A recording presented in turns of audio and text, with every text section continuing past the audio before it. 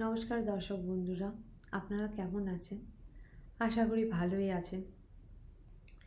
অনেকেই বলে থাকে যে ভগবান আমাদের উপর অনেক কৃপা করে। ভগবানের কৃপার হাত না থাকলে আমরা হয়তো আজকে উঠেই দাঁড়াতে পারতাম না। এত বিপদ, এত ঝড়, ঈশ্বরের আশীর্বাদে আজকে আমরা জীবনে মাথা তুলে দাঁড়িয়েছি।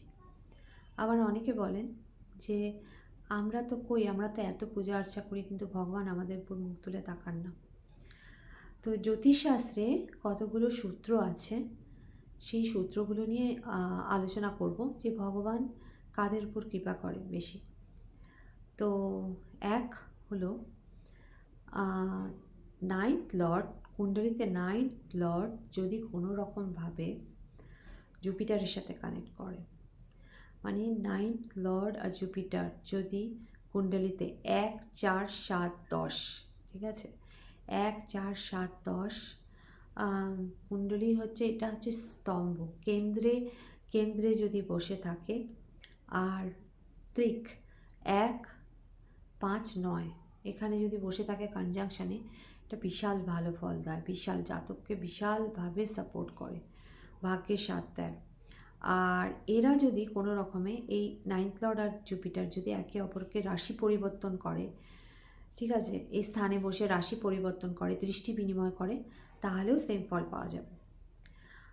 এরপর জুপিটার যদি নাইন্থ লর্ড যদি কোনো রকমভাবে জুপিটারের নক্ষত্র কানেক্ট করে, জুপিটারের নক্ষত্র হলো পূর্বাভাদ্রপদ নক্ষত্র, পুনর্বসু আর পুনর্বসু, পূর্বাভাদ্রপদ নক্ষত্র আর বিশাখা। তো এই তিনটে নক্ষত্র যদি নাইন্থ লর্ড কানেক্ট করে তাহলেও শুভ ফল পাওয়া যায়।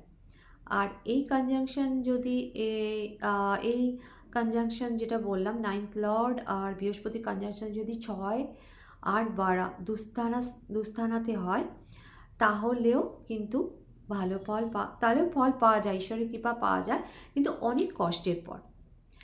তো আমি একটা কন্যা লগ্নের কুণ্ডলী দেখেছিলাম, সেটাতে কন্যা লগ্নের নাইন্থ লর্ড হলো শুক্র।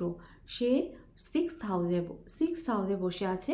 আর শুক্র পূর্ব ভাদ্রপদ নক্ষত্রকে কানেক্ট করেছে, অষ্টমে জুপিটার কেতু। তো সেই জাতক বিশালভাবে পশু সেবা করে। 6th হাউস হলো ছোটো ছোটো পেটসদের ঘর। তো সেই জাতক কুকুরদের, গরু, কুকুর, সকলকে, পশু পাখি সকলের জন্য জল প্রতিদিন সকালবেলা উঠেই হাঁড়ি চড়েই তার পশু পাখির নামে। তো এই যে সেবা, নিঃস্বার্থ সেবা, স্বয়ং কিন্তু ঈশ্বরের কিন্তু হাত আছে। মানে এই সিক্স লর্ড মানে শুক্র যখন পূর্ব ভাদ্রপদ নক্ষত্রে কানেক্ট করলো, আর জুপিটার যখন অষ্টমে, জুপিটার কেতু, স্বয়ং ভগবানের প্রচুর মানে আশীর্বাদ থাকে। এই যে রাস্তার অবলা পশুদের খাওয়ানো। তো হ্যাঁ, যেহেতু 6th হাউস বললাম না, অনেক কষ্ট, অনেক ঝামেলার পর 6th হাউস যেহেতু রোগ, ঋণ, শত্রু, যেখানে এখানে এই খাওয়াতে গিয়ে কিন্তু প্রচুর শত্রুতা হয়েছে মানুষের সাথে, প্রচুর ঝগড়া ঝাঁটি, অশান্তি, বিশাল ঝগড়া হয়েছে পাড়াতে, কিন্তু সেই জাতক কিন্তু হাল ছাড়েনি। তারপরও সে খাইয়ে গেছে, সমানে খাইয়ে গেছে। এতে কি হয়, ঈশ্বর হয়তো পরীক্ষা নেন, কিন্তু ভগবানের হাত সবসময় তার উপর থাকে, স্বয়ং ভগবান বিশাল তুষ্ট হয়। কারণ শুক্র নাইন্থ লর্ড, সে 6th আর 8-এ থাকার পরও সে কিন্তু, যেহেতু পূর্ব ভাদ্রপদ নক্ষত্রকে কানেক্ট করেছে, 6-8-এর যদি কম্বিনেশন হয়েছে, তাতেও কিন্তু ঈশ্বরের প্রচুর আশীর্বাদ থাকে। আর এই আশীর্বাদ স্বয়ং, কারণ অসহায় পশু পাখিদের খাওয়ানোর মতো পূর্ণ কোনো কিছুতেই হয় না। যারা সবচেয়ে অসহায়, তাদের মধ্যেই কিন্তু ঈশ্বর থাকে। সেকেন্ড পয়েন্টটা হলো লগ্নপতি, অ্যাসেন্ডেন্ট লর্ড, আর নাইন্থ লর্ড ভাগ্যপতি, দুজনে যদি কোথাও সেম, ওই যে আগে যেরকম বলেছিলাম, কেন্দ্রস্থান, ত্রিকস্থান যদি বসে, কনজাংশনে বসে, বা দৃষ্টি বিনিময় করে, বা রাশি পরিবর্তন করে, ঠিক আছে, তাহলে কি হবে, লগ্নপতি যদি স্ট্রং হয়, তাহলে তো আর দেখতেই হবে না, যেই কাজে হাত দেবে সেই কাজই সোনা হয়ে যাবে। একদম ভাগ্য, মানে কি বলবো, যা কিছু করবে সেটা একদম ভগবান পুরোপুরি সাথ দিয়ে দেবে, মানে পুরো সাকসেস হবে লাইফে। আর কোনো যদি বিপদ আসে তাহলে তো মানে ভগবানের অদৃশ্য ছোঁয়ায় সে বিপদ কত দূরে যে চলে যাবে বুঝতেই পারবে না। পয়েন্ট নিয়ে আলোচনা করা যাক। যদি তৃতীয় ঘরে যদি চন্দ্র থাকে আর নবম ঘরে যদি লগ্ন লর্ড আর নাইন্থ লর্ড থাকে, সেখান থেকে চন্দ্রের যদি পূর্ণ দৃষ্টি, সপ্তম দৃষ্টি পড়ে লগ্ন লর্ডের উপর আর নাইন্থ লর্ডের উপর। লগ্ন লর্ড হলো আপনার আত্মা, আপনি, আর চন্দ্র হলো আপনার মন, আর নাইন্থ লর্ড হলো আপনার ভাগ্য। এই তিনটে যখন একত্রিত হয়, একসাথে হয়, কানেকশন হয়, তখন কি হবে, আপনার অবচেতন মনে বা স্বপ্নে আপনি বুঝতে পারবেন, কোনো বাধা বিপদ আসলে আপনি বুঝতে পারবেন। আর কোনো কিছু কাজে হাত দেওয়ার আগেই আপনি কিন্তু বুঝতে পারবেন যে সেই কাজটা সাকসেস হবে কি হবে না। ঈশ্বরের প্রচুর স্বাদ পাওয়া যায়, ঈশ্বর প্রচুরভাবে। আর এখানে থার্ড হাউস হচ্ছে যাত্রার ঘর, সেখানে প্রায় সময় জাতক কোনো না কোনো ধার্মিক যাত্রাতে যাবে। কুণ্ডলীর কেন্দ্রস্থানে যদি 1, 4, 7, 10 এখানে যদি উচ্চের বৃহস্পতি থাকে, যেমন উচ্চের বৃহস্পতি বলতে ধনু রাশিতে, মীন রাশিতে, স্বরাশিতে যদি বৃহস্পতি থাকে আর কর্কটে যদি উচ্চের হয়ে থাকে বৃহস্পতি, তাহলে কিন্তু ভগবানের বিশাল কৃপা পাওয়া যায়। আর স্বয়ং ভগবান মানে কি বলবো, তার বৃহস্পতিবারে প্রার্থনা মনে হয় সবচেয়ে বেশি ফলদায়ক হয়, প্রচুর রাজকীয় কৃপা পাওয়া যায় ঈশ্বরের।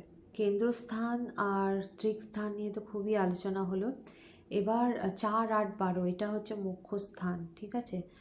তো ফোর্থ হাউস হলো মানুষের অন্তর, হৃদয়।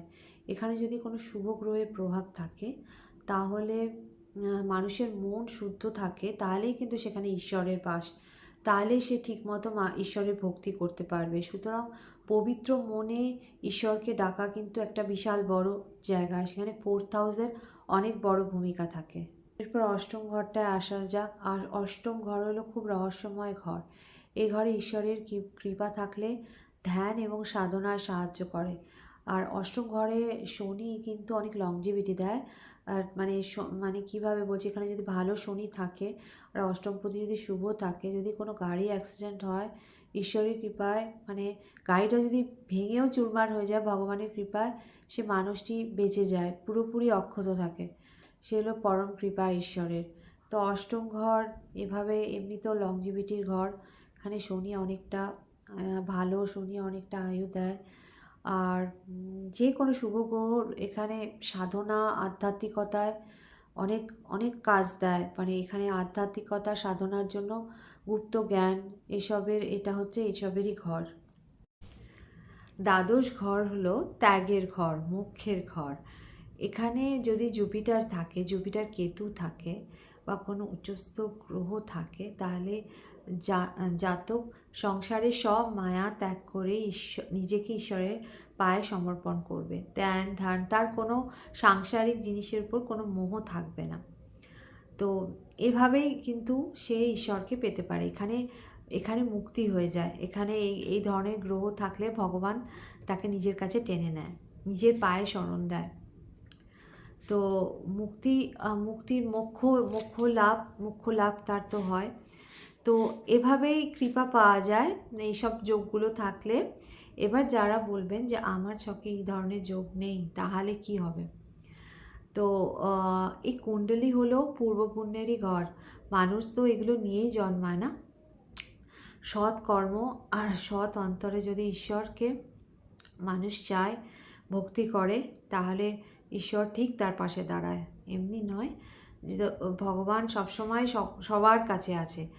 আর একটা আমরা গল্প জানি, শিবরাত্রির গল্প, যে শিবের বিয়েতে, শিব পার্বতীর বিয়েতে সমস্ত যেমন রাজা ছিল, দেবতাগণ ছিল, গন্ধর্বগণ ছিল, তেমনি শিবের বারাতিতে সব যে ভূত প্রেত, কড়ি, যত ঘেউ কুকুর, যাদের পিঠে ঘা, গায়ে ঘা, এইসব এরা সবাই আনন্দ করতে করতে শিবের সাথে এসেছিল, শিবের বরযাত্রীতে।